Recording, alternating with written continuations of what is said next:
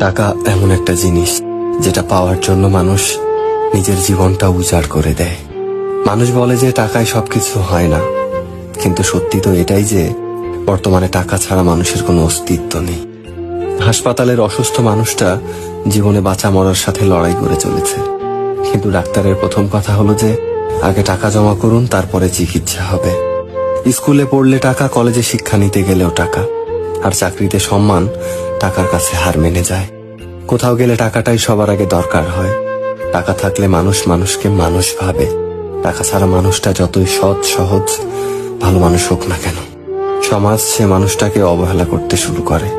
বাস্তবতা তো এটাই যে টাকা শুধু দরকারই হয় না, আজকাল মানুষের সব থেকে বেশি প্রয়োজনীয় জিনিস হয়ে উঠেছে।